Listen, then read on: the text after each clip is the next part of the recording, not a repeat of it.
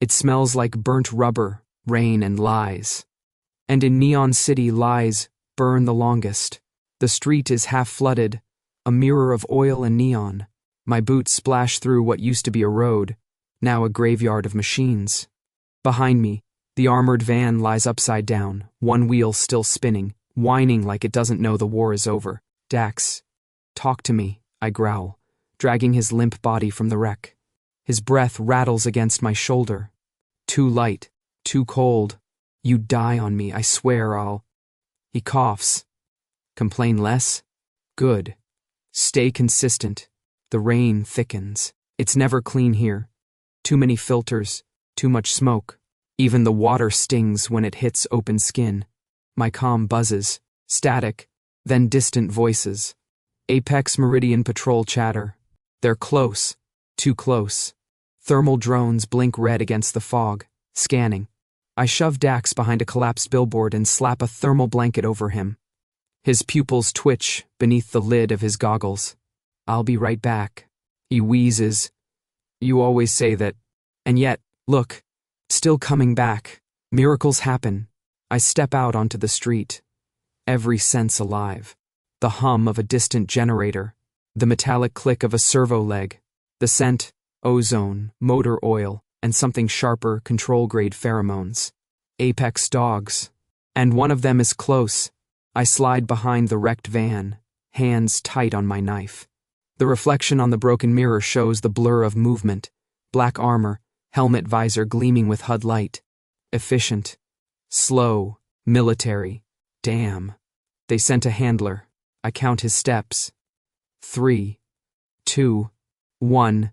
I move first. The knife goes for the neck joint, but he twists, grabbing my wrist mid-swing. The impact jolts through my arm. He's fast. Not drone fast, human fast, trained, deliberate. He slams me into the door of the van, metal crunching.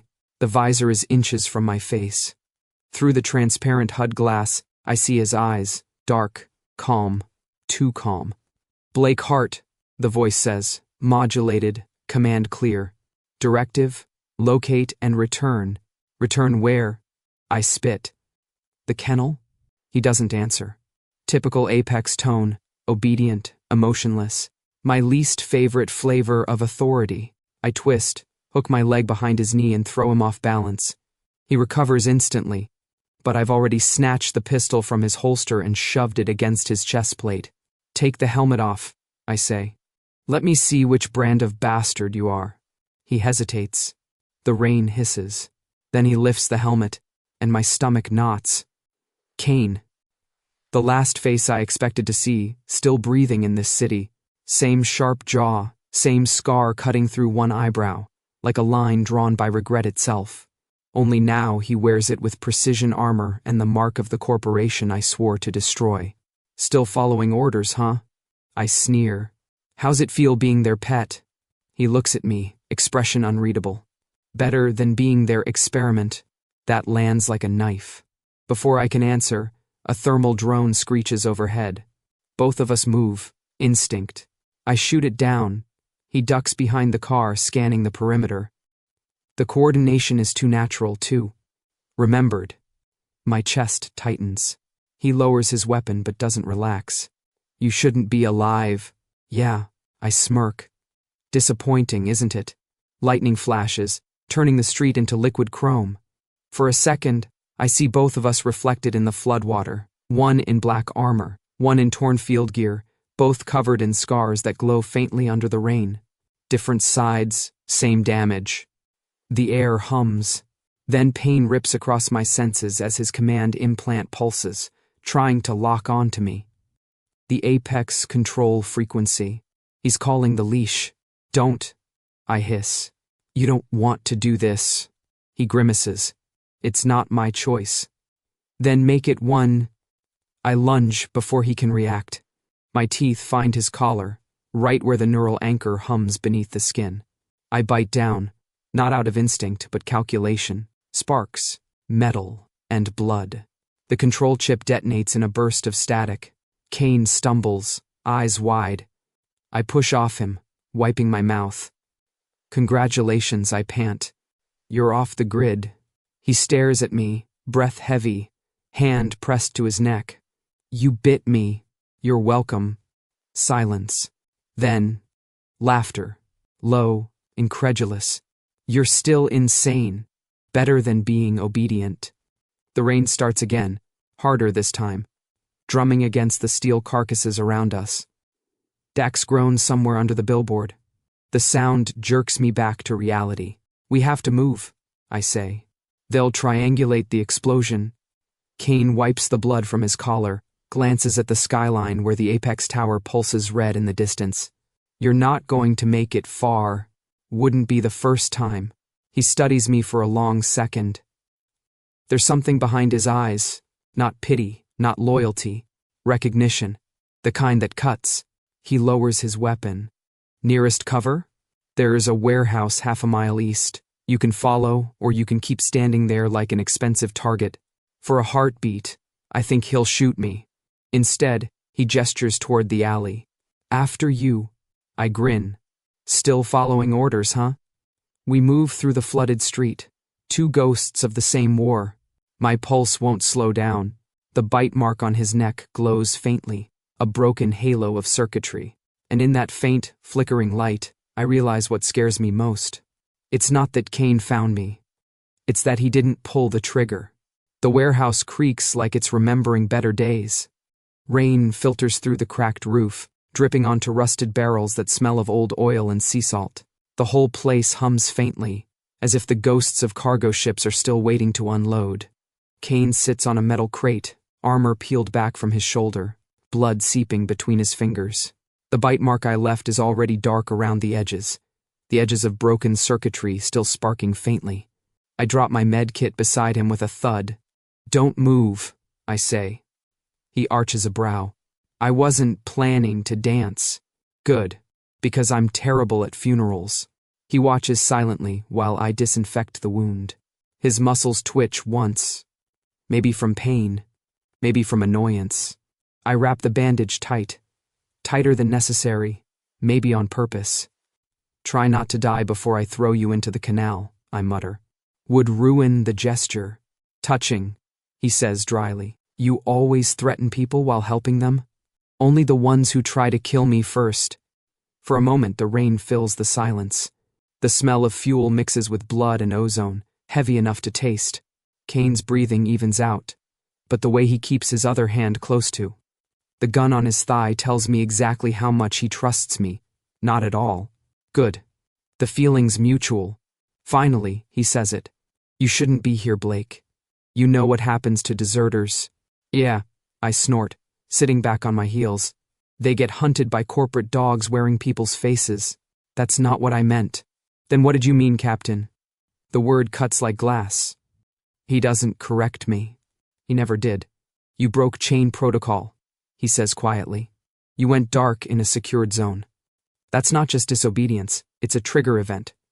You know how many died looking for your unit? I freeze. Oh, so that's the official story now? That we got lost? Not that we were fed into a meat grinder to test Apex's new toys? His eyes narrow, but I see it. One small flicker of guilt, fast and real. He hides it behind discipline. Always did. You were there, I say. Not a question. He exhales. Slow. Yes. I was there. My voice drops. And you didn't do a damn thing. I couldn't. The order was wrong. The silence after that is brutal. For a second, the rain fades. All I can hear is the echo of that night. Gunfire, static, the sound of my team screaming through the comms before the channel cut out. The memory hits like shrapnel. My hands tremble, and with it, the faint glow under my skin flickers. Thin veins of light crawling across my forearm before I clench my fist and kill it. Kane sees it, but says nothing. I go to the other side of the room and drop onto a crate, facing him across the dim light. So what now? You drag me back to the tower, turn me in for points? Or maybe they'll give you a new leash as a thank you. His jaw tightens. You think I want that? I think you don't know what you want. He looks up, eyes dark, unreadable. Maybe. But I know what happens if you keep running. They'll wipe the sector. Everyone you hide with dies. My chest tightens. He's not wrong, but I'll die before I let Apex touch them. Then I'll take my chances, I say. You always do, and somehow, I keep surviving. Annoying, right? He almost smiles, just barely, like his face forgot how. Then he checks his weapon, settles back against the wall. Get some rest. I'll take first watch. Sure. So you can shoot me in my sleep? If I wanted you dead, he says, voice low, you'd already be bleeding out on the road. That's comforting. It should be. The roof leaks over us in slow rhythm, a heartbeat of water against steel. I lean my head back against the wall, closing one eye but not both. He mirrors me on the other side, both of us pretending to relax, neither daring to. Between us, the air hums faintly, the kind of silence that used to mean safety during long missions. Now it feels like a wire stretched too tight. After a while, his voice breaks it. Until dawn, he says, the same tone as a command, but softer somehow. I glance at him. What? Until dawn. You're alive. I huff a laugh. Then Dawn better hurry up. The faintest twitch at the corner of his mouth. Not a smile, but close enough. I shift my hand toward my sidearm, keeping it there, warm under my palm. He does the same. Two soldiers, different wars, trapped in the same rain-soaked box, waiting for light neither of us believes in. Outside, the wind carries the sound of drones sweeping the district. The city groans like it's trying to turn over in its sleep. I close my eyes just enough to fake rest, and the last thing I see before the dark edges in is the dull neon leaking. Through the roof, spilling over Kane's armor, over my scarred hands, painting both of us the same bruised color. Maybe it's a warning, maybe it's forgiveness. Hard to tell in Neon City. The docks used to hum with engines and shipments. Now they groan like something alive.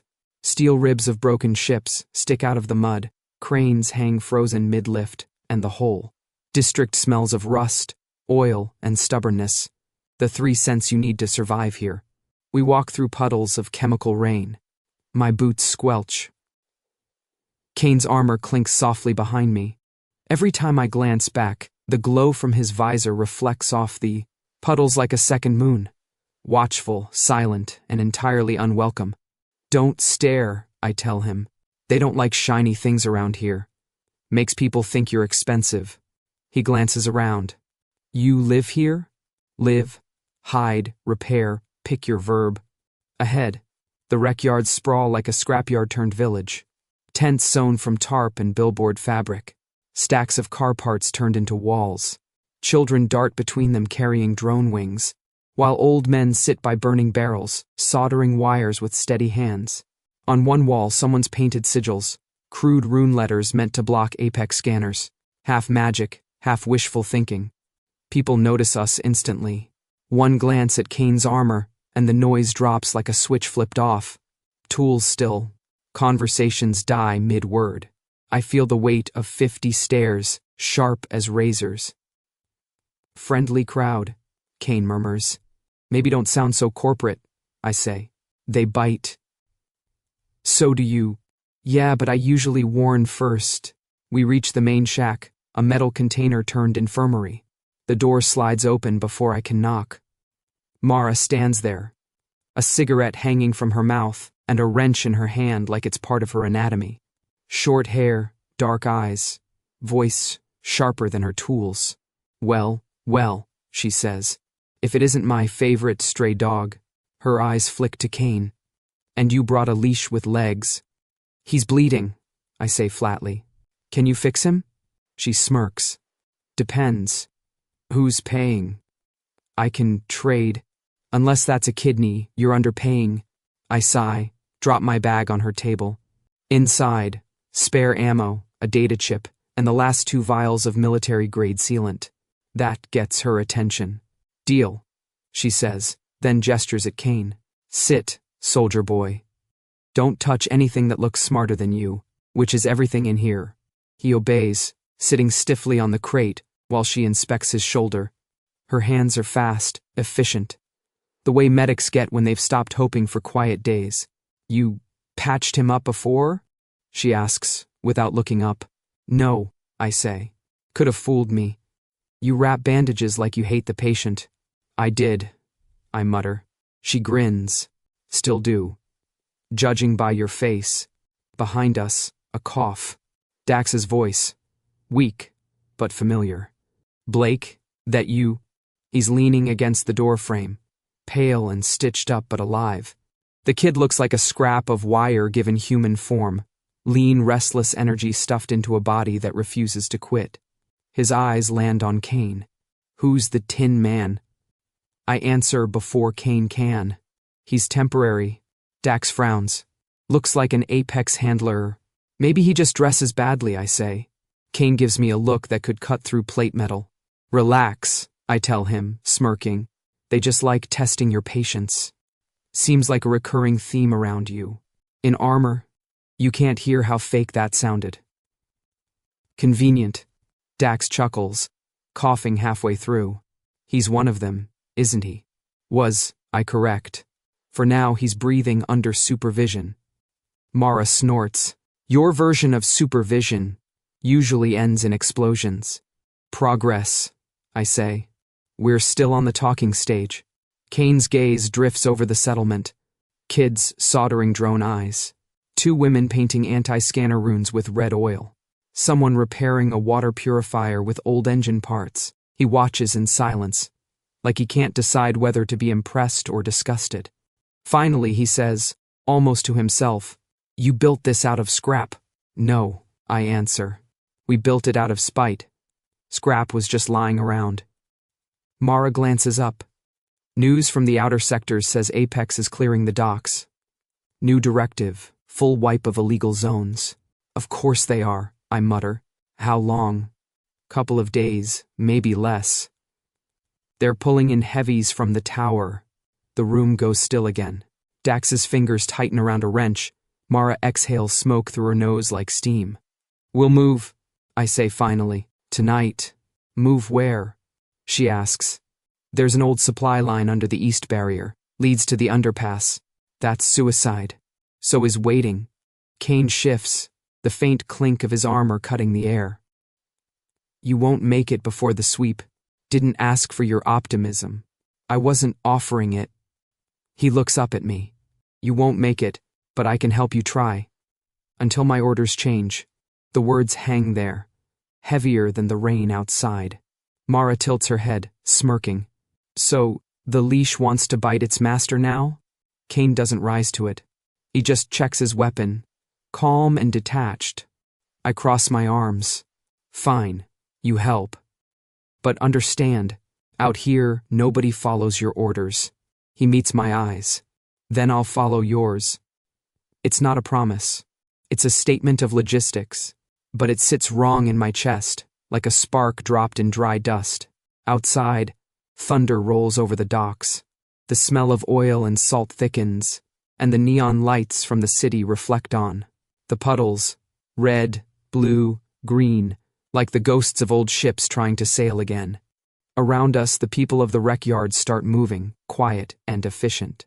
Packing, securing, hiding what little they own. A dozen small lives in motion. A small, makeshift pack. For the first time in years, the sound doesn't feel like chaos. It feels like heartbeat. And when Kane glances at me through the shadows of his helmet, I see it again. That faint, impossible flicker of recognition. Not from command. From memory. Maybe he still has one left. Maybe I do too. The tunnels beneath the wreck yard smell like mold, burnt wire, and secrets no one wanted to bury properly. The walls are layered in cables and graffiti, half curse, half prayer. Water drips rhythmically from the ceiling, a slow countdown we can't hear ticking fast enough.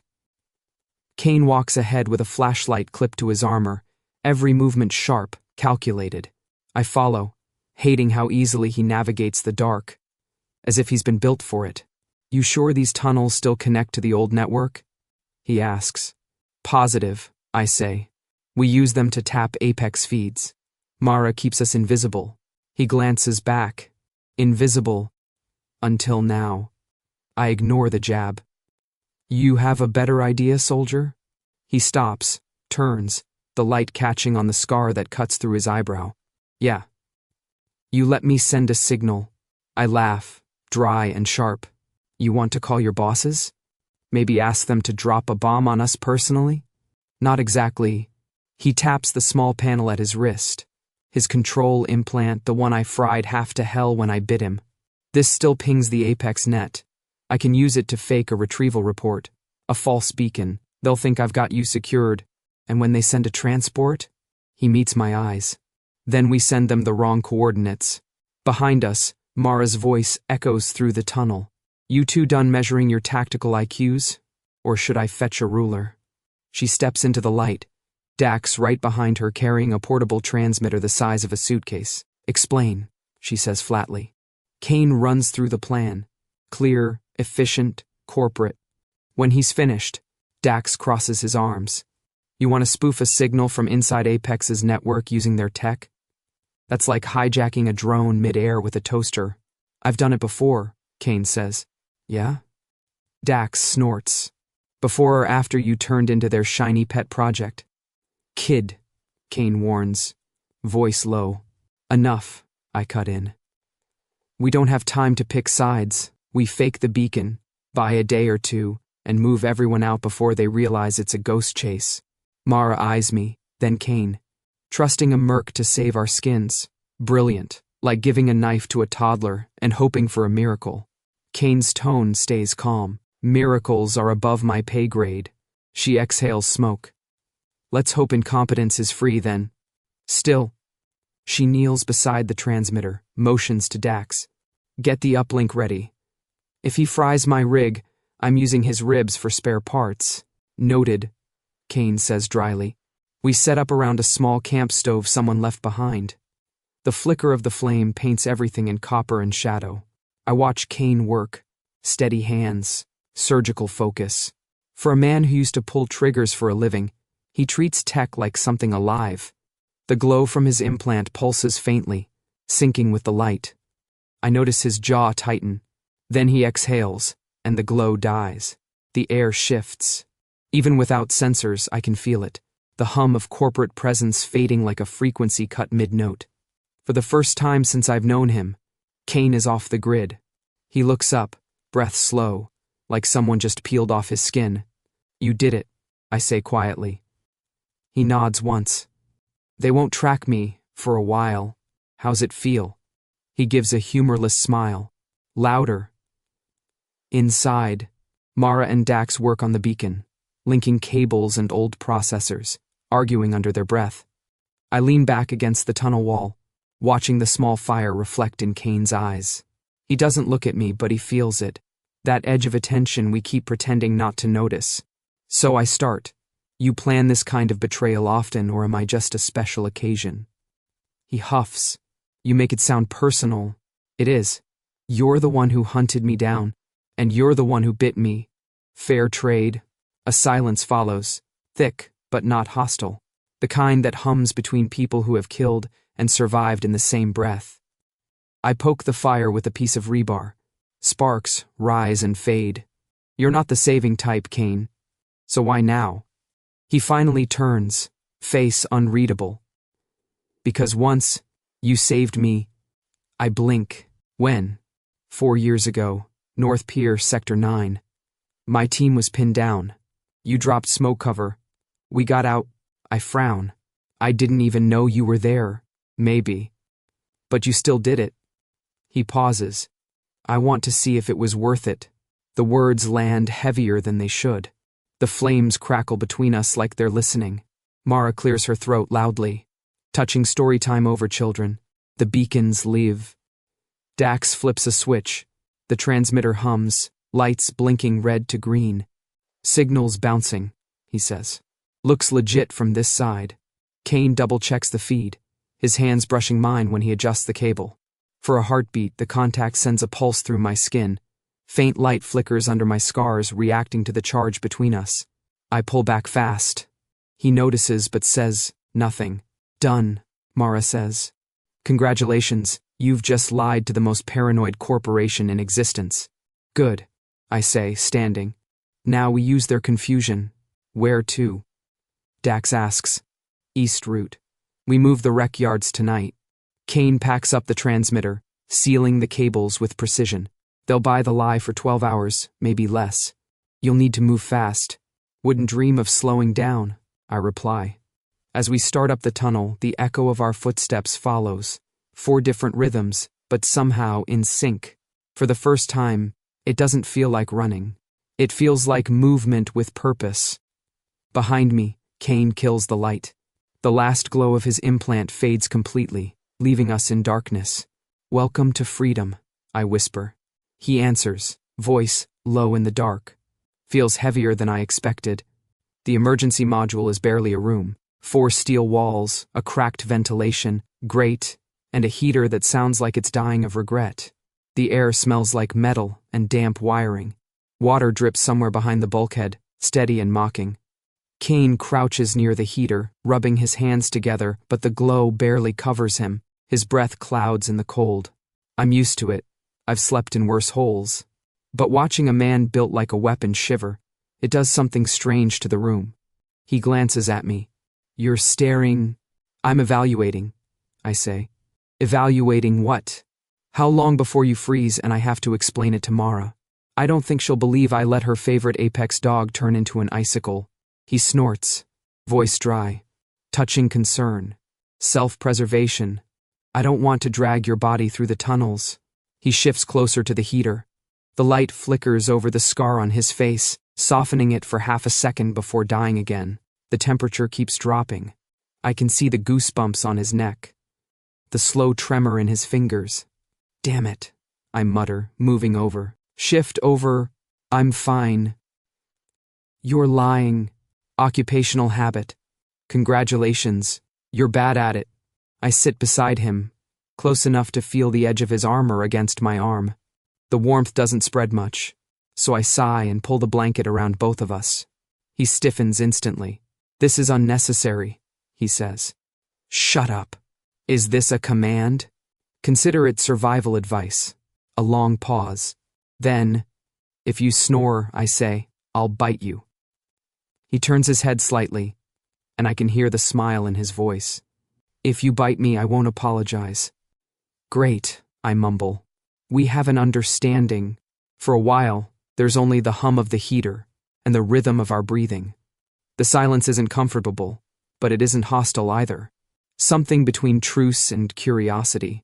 My shoulder presses against his arm. I can feel the tension there, wound tight as cable.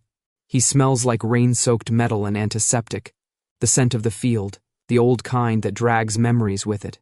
My pulse betrays me, too fast for no reason. I focus on the flicker of the heater light instead.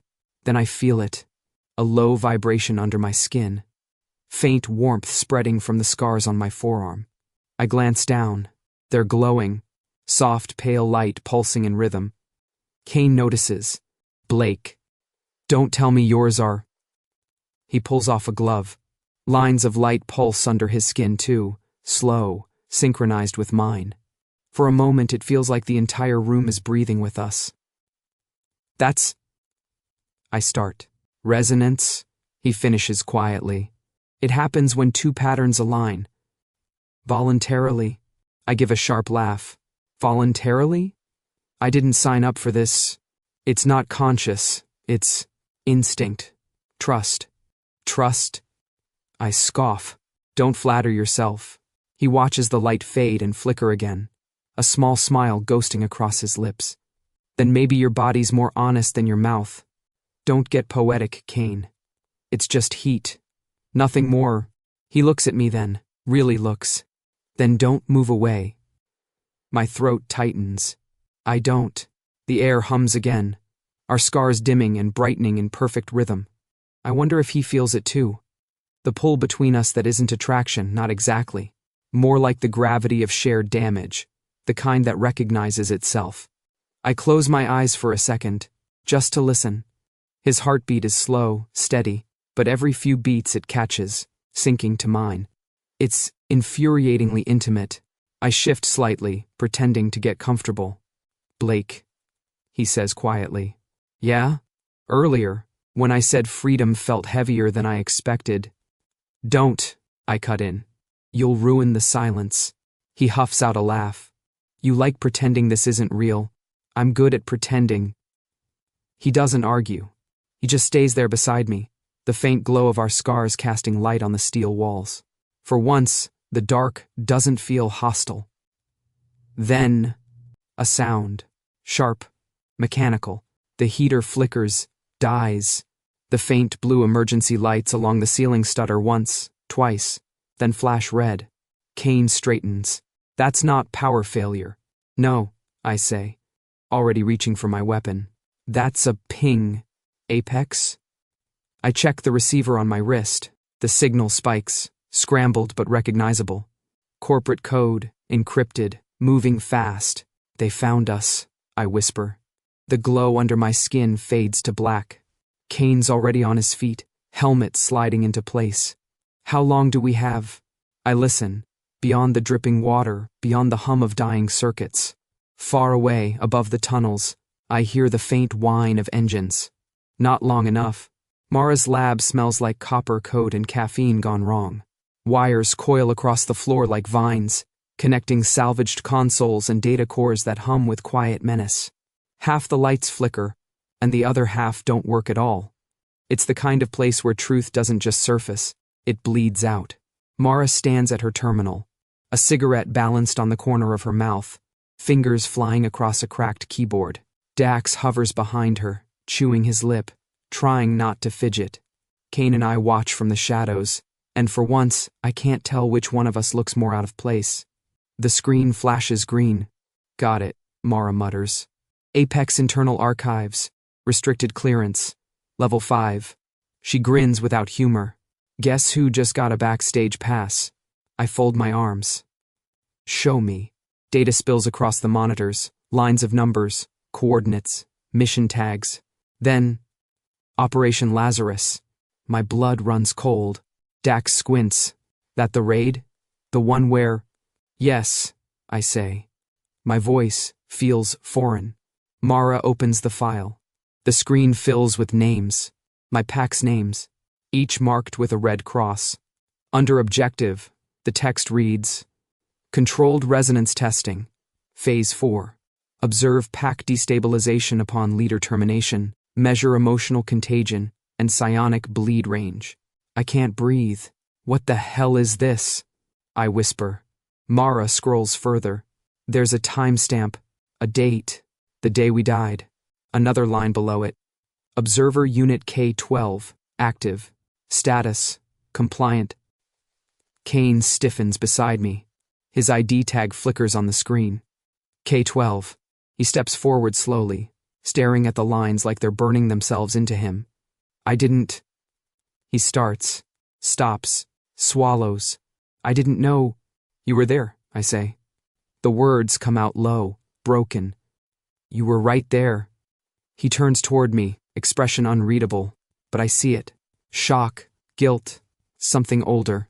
I was under command, he says quietly. Command? I snap. You mean orders to slaughter my pack? That's not... It's exactly that. The air tightens around us. The hum of the machine sounds like static in my skull. Mara exhales smoke, slow. They were using you both, she says. Apex tested resonance collapse theory. Kill the alpha or beta link. Watch the psychic feedback destroy the rest. They wanted to quantify loyalty as a weapon. Her tone is detached, clinical. It makes me want to scream. They murdered them, I whisper. For data, yes. I slam my hand against the table, hard enough to make the monitors flicker. And you... I turn on Kane, my voice cracking. You were the one who pulled the trigger. He doesn't move, doesn't flinch. No, he says. I was the one who stood there and did nothing. The honesty hits harder than a lie. Silence stretches thin. Even Mara looks away, biting the inside of her cheek. Dax sets down a tool softly, as if afraid to make a sound. Then I lose it. You knew. You had to know something was wrong. I knew it didn't make sense, he says. But I followed the chain anyway, because that's what I was made for. Then congratulations, I spit. You did your job perfectly. His jaw tightens. And you think yours was better? You followed them too. You just chose a different leash. The words cut deep. The light in my vision flickers, literally. My scars start to glow, pulsing beneath my skin, answering the storm inside me. Blake, Mara warns. Your resonance? Don't tell me to calm down. Kane takes a step closer, and his scars respond, lighting up with the same pulse, a mirror rhythm. The air between us crackles. The smell of ozone fills the room. The monitors distort, static flaring. It's happening again. The link. The synchronization. Only this time it's wild. Burning. He says my name once, steady, like a command. Blake, don't. You'll tear yourself apart. Good, I snarl. Maybe I'll take you with me. The light flares. Two broken patterns, sinking in pain instead of harmony. Then it fades, leaving us both gasping. My knees hit the floor first. Kane crouches in front of me, close enough that I can see the tremor in his hands. Stop, he says softly. Don't do this to yourself. Too late. For a second, no one moves. The lab feels smaller, the air thinner. I want to hate him, but the look in his eyes ruins it. Because it's not arrogance. It's regret. Real, ugly regret that no amount of armor can hide. Mara steps forward carefully. Dax, she says, let's go check the power relays. Now, Dax hesitates. But, now. They leave without another word, the metal door sliding shut behind them. The room hums again, low and uneven. Kane stands slowly, turns away. I'll go, he says. Where? Does it matter? You don't want me here. He takes a step toward the door. Don't, I say, before I can stop myself. My voice cracks, raw and quiet. He stops. I look down, fists clenched. Don't die yet. He turns halfway, eyes narrowing slightly. I keep talking because if I stop, I'll never say it. Not until I decide if I've forgiven you. For a moment, the only sound is the faint buzz of the failing lights. He looks at me, really looks, and something shifts in his face. Not relief, not peace, just understanding. Fair, he says. He sits back down on the opposite side of the table, silent, waiting. Mara returns a minute later, hair disheveled, cigarette half gone. Well, she says, tone clipped. If you two are done emotionally imploding, we have a problem. Define problem, I say. Signal sweep, she replies. Corporate grade. Apex is moving on the docks. Full purge directive. Dax bursts in behind her, out of breath. They're already deploying mechs. I saw the thermal scans. They're sweeping this sector now. How much time? Kane asks. Mara checks the terminal. Half an hour. Maybe less. The room goes still. Then everyone starts moving at once. Mara gathers her data drives. Dax grabs the portable transmitter. Kane reloads his weapon. Mechanical. Precise. I stand. Light-headed but steady. We'll move through the maintenance shafts. Same path as before. Mara nods. Already sealing the back door. Kane glances at me. You sure you can lead after? I'm fine. He doesn't argue. We move toward the exit. Just before I step through the door, I glance back at the monitor. My pack's names still glow red across the screen. A list of ghosts, alphabetized. For a second, I want to stay, smash the console, burn the evidence. But instead, I shut it down. Kane's shadow crosses the threshold behind me. The corridor hums with alarms now, faint but rising. The faint light from our scars flickers again, still synchronized but slower, steadier. A connection forged in grief, not trust. But in Neon City, that's still more real than most. The North Seam Bridge cuts through the city like a scar that never healed. Below it, the chasm stretches for miles, a pit of broken towers, smoke, and history no one wants to remember. The bridge itself is old steel and concrete, repaired too many times to be trusted. Perfect place for a last stand. The night air burns cold. Wind howls through the cracks. Neon flickers faintly in the distance. Apex patrol lights closing in. Dax? Status? I ask through the comm. Convoy's clear, he says. Everyone's moving through the lower tunnel. You've got maybe 10 minutes before Apex hits your position. Plenty, I lie. Kane stands beside me, adjusting his rifle with mechanical precision. The faint red of dawn bleeds along the horizon, cutting the darkness in half. He glances at me. You sure this will hold them? No, I admit. But it'll buy enough time for the others. He nods once. That soldier's nod that means understood, even if it kills us. We scatter the drone mines along the bridge, jury-rigged explosives wrapped in copper wire and stubborn hope. Each one hums softly as it arms. I crouch by the last one, fingers slick with oil and adrenaline. Kane covers me from the far side, visor reflecting the glow of my hands. His voice crackles in my ear. 2 squads inbound. Heavy armor? Good. Wouldn't want this to be easy. The first gunfire arrives like thunder. Sparks explode off the bridge rail as Apex drones sweep in formation. I duck behind a barrier, slam the detonator.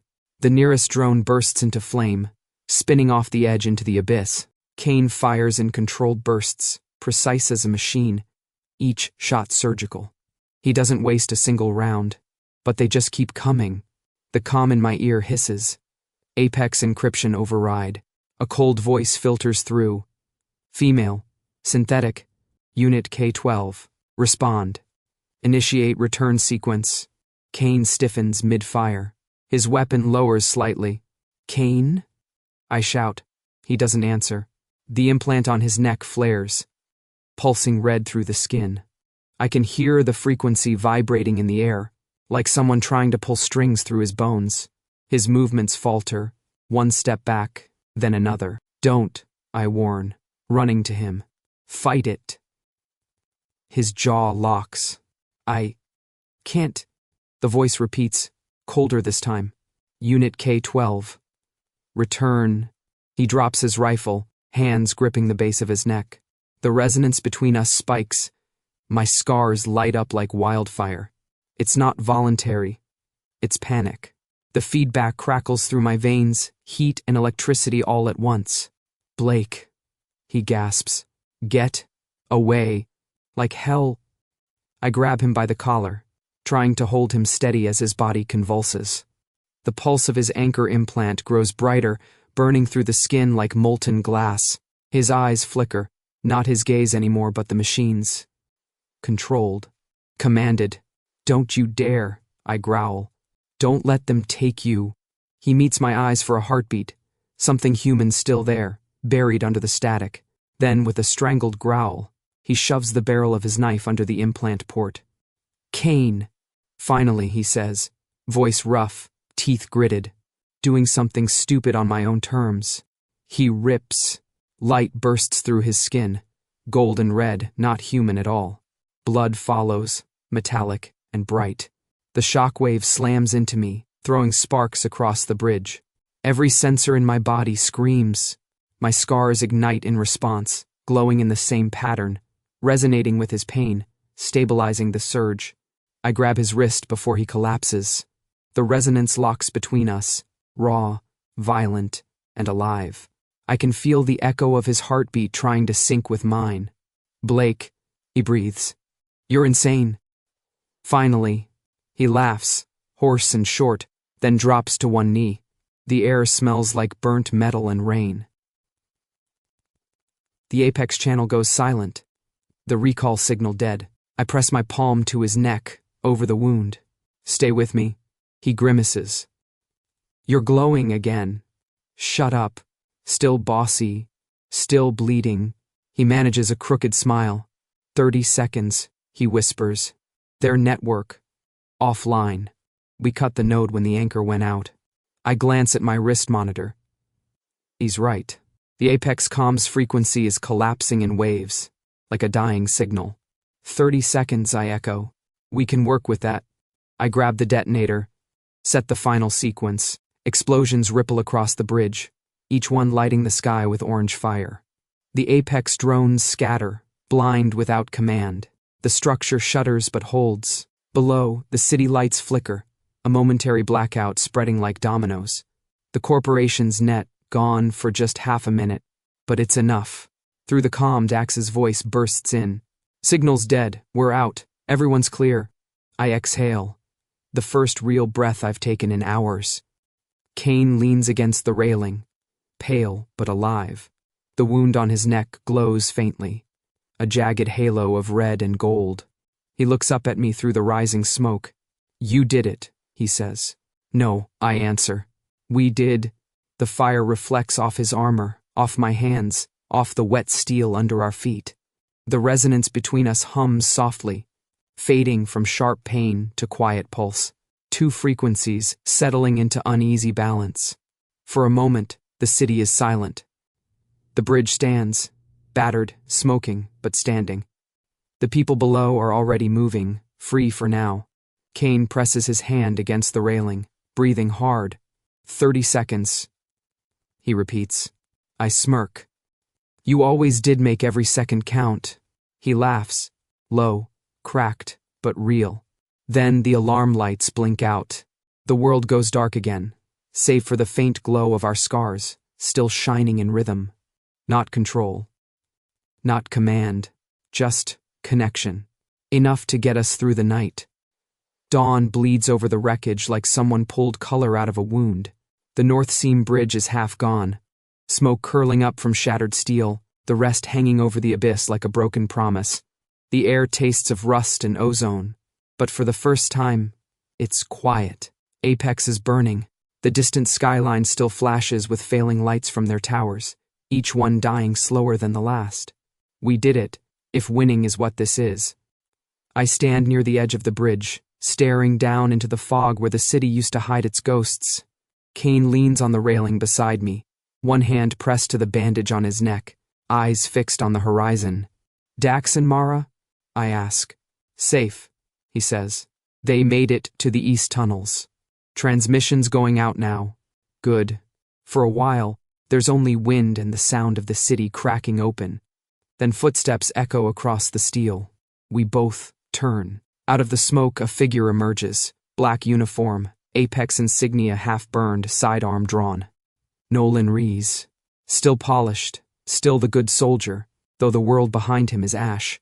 Kane, he calls out. Voice hoarse but steady. Orders from Central Command. Directive 41, retrieve subjects K-12 and H-9. Return for debrief and containment. My jaw tightens. Subjects? Both of you, he says coldly. Alive, preferably. Kane steps forward, placing himself between me and Nolan's gun. Don't, he says. Nolan's eyes flicker, confusion flashing behind control. You're not thinking straight. You're off-link, compromised. I'm done thinking their way, Kane replies. You chose a side. Kane shakes his head. No. I chose a person. The silence that follows feels heavier than the smog. Nolan raises the gun. You're under arrest. Both of you. Then pull the trigger, I say, stepping beside Kane. For a heartbeat, the world holds its breath. The three of us. One bound by duty, one by defiance, one by too much loss. Then the bridge groans again. The wind shifts, carrying the sound of a distant drone crash. The moment breaks. Nolan fires first, but not to kill. A warning shot hits the metal near my feet. Instinct kicks in. I dive left as Kane moves right, one smooth motion. Like the echoes of old training they both still share. Kane disarms him in 2 moves, the gun clattering away. Nolan swings back, landing a punch across Kane's jaw. Kane answers with a shove that sends him staggering to one knee. I draw my knife, closing the distance, but stop when I see Nolan's face. Not hatred, not zeal, just exhaustion. He looks up, chest heaving. You think you changed anything? You think burning Apex will fix what's underneath this city? No, I say quietly. But it stops them from deciding who burns next. He stares at me, waiting for the killing blow that never comes. The wind picks up, lifting ash between us. I'm not you, I tell him, lowering the knife. Someone has to live to tell the story. Kane tosses Nolan's gun over the edge of the bridge. Walk away, he says. That's the only order left worth following. For a long second, Nolan just kneels there. Then he gets up, wipes blood from his mouth, and turns without another word. His footsteps fade into the dawn. Behind us, Mara's voice crackles through the calm. Boys, I hope you're not dead, because Dax just pushed the big red button. Kane raises an eyebrow. Define big red button. The one that dumps every dirty Apex file onto the open network. Congratulations. You're now the most wanted and the most famous people in Neon City. I laugh, low and shaky. Guess we finally made the news. Mara's tone softens just enough to sound like affection. Congratulations. You're both city legends. Now please, for the love of all that's flammable, don't start a relationship advice business. Dax's voice cuts in behind her, half laughing, half panicked. She's serious. Also, the mechs are literally melting. Kane and I exchange a look, half disbelief, half relief. I lean back against the railing, closing my eyes as the sun climbs higher through the smog. The world smells of smoke and iron, but for once, it smells like freedom too. Kane speaks softly beside me. You could have killed him. I know. Why didn't you? Because I'm tired of being what they made me. He nods slowly. Then maybe that's what winning looks like.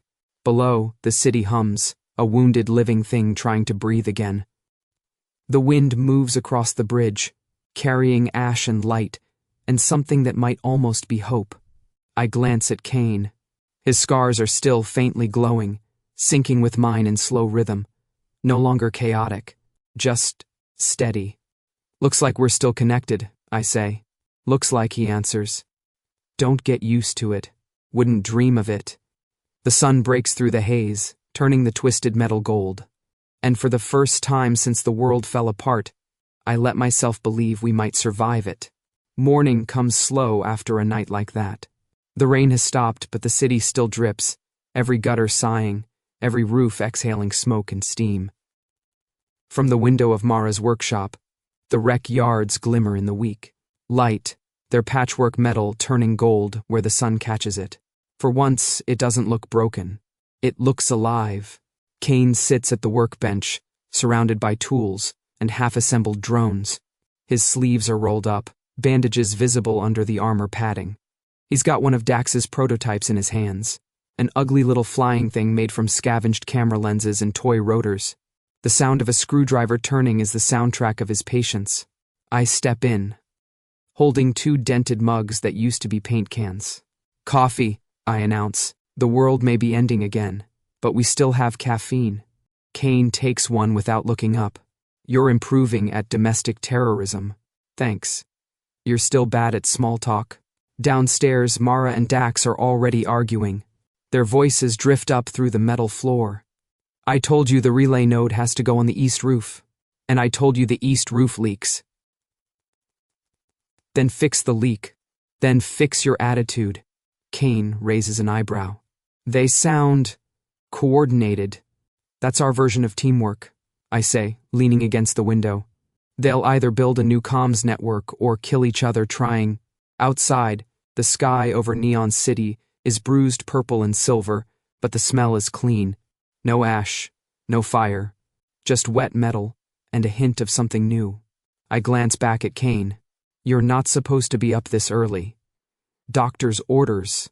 Mara's not my doctor. She says she is until you stop bleeding on her floor. He smirks, just enough to show he's healing. Old habits die hard. Some harder than others. He finishes tightening a screw, sets the drone on the table, and flicks it on. It hovers for 3 seconds before spinning wildly and crashing into the wall. I sip my coffee. Impressive, I say. You broke it faster than Dax ever could. I'll fix it. You won't. They're not yours, even if you built them. He looks up at me through the morning light, tired, calm, and almost amused. Still think I'm dangerous? Yeah. I smile. But now, for the right people. For a second, we just look at each other. The quiet stretches, comfortable this time. The hum of the workshop fills it. Low static, distant laughter from below, the city breathing again. Kane sets the broken drone aside. Mara wants to expand the network. Dax says he can link the wreck yards with the southern districts if we find enough transmitters. I nod. A safe line for anyone running from Apex or what's left of them. Protection, he says simply. Freedom, I correct. Protection sounds too much like control. He considers that, then nods. Freedom, then. We fall into silence again. Outside, sunlight climbs higher over the roofs, tracing our reflections in the workshop glass. His scars catch the light first. Faint lines of gold beneath the skin. Mine answer in kind, pulsing softly, still linked, still alive. He notices, but doesn't mention it. Neither do I. Some things don't need words anymore. I grab my jacket from the hook. I'm heading down to help Mara before she murders Dax. You coming? He shakes his head. In a minute. I want to fix this one. Fine, I say, heading for the door. But if I come back and you've turned it into a grenade, you're sleeping on the roof. He chuckles quietly. Understood. I pause in the doorway. Kane? Yeah. I was wrong before. About what? About the city. It's not all scars. He smiles without looking up. No, but the scars are the map. Outside, the sunlight hits the streets below, catching on puddles, windows, bits of glass, and wire. The world looks like it's stitched together, ugly, uneven, but holding. In this city, scars aren't shame. They're the map of those who survived. And for the first time, I'm not afraid to follow it. Not alone.